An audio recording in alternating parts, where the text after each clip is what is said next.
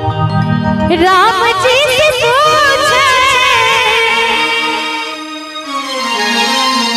अरे राम जी से पूछे जनकपुर की नारी बता द बबुआ। अरे राम जी से पूछे जनकपुर की नारी बता द बबुआ, हे बता द बबुआ। लेकिन सब लोग हाथ उठाकर बोल दे कृष्ण कन्हैया लाल की, मिथिला धाम की। लगवा देत काहे गारी बता द बबुआ, लगवा देत काहे गारी बता द बबुआ। राम जी से पूछे, राम जी से पूछे जनकपुर की नारी बता द बबुआ, हो बता द बबुआ। अरे राम जी से पूछे जनकपुर की नारी बता द बबुआ, हो बता द बबुआ।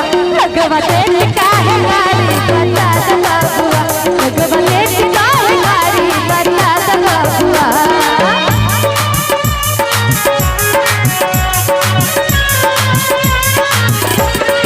ताली बजा दो सबने।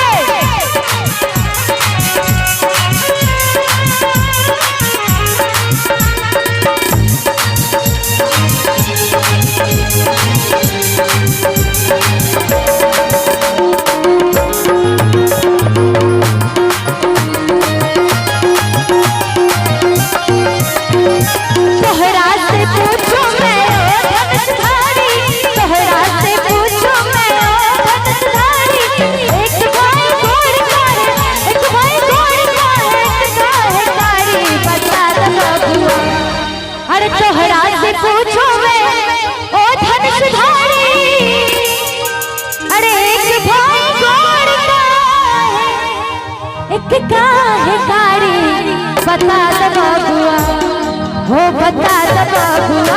लगवा देत काहे गारी बता द बबुआ, लगवा देत काहे गारी बता द बबुआ। क्या बात है।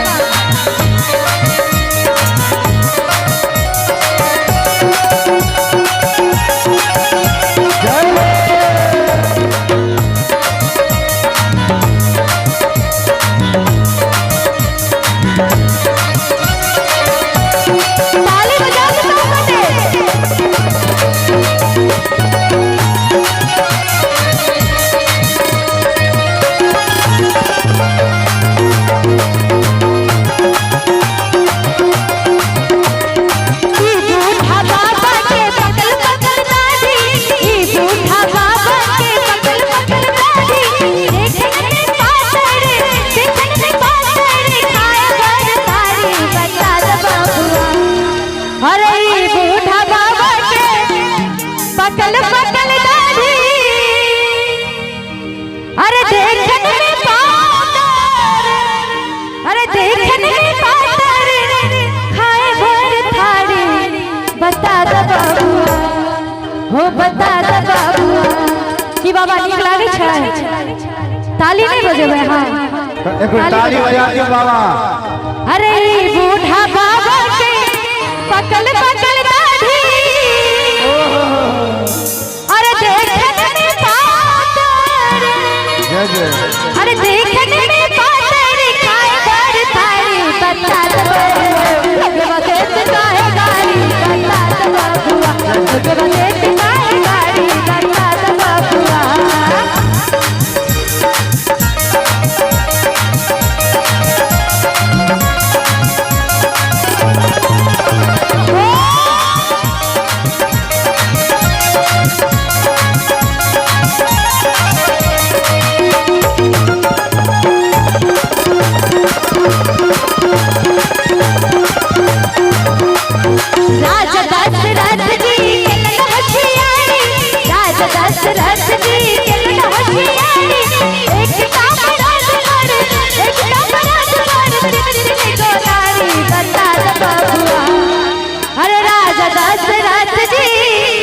चलन होशियारी, अरे पिता मरद पर तीन तीन गनारी बता दो बाबुआ।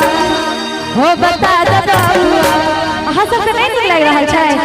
एक बार सब गोटे ताली बजा कऽ लगवा देत काहे गाड़ी बता दो बबुआ, लगवा देत काहे गाड़ी बता दो बबुआ।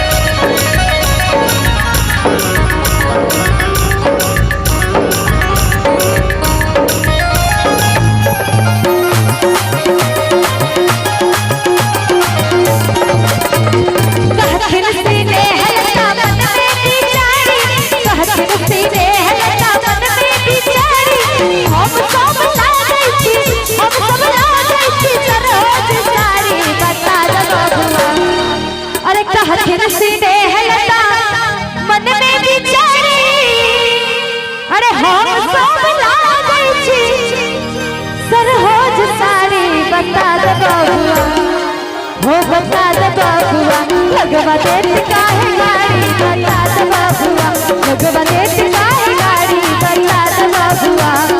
राम जी से पूछे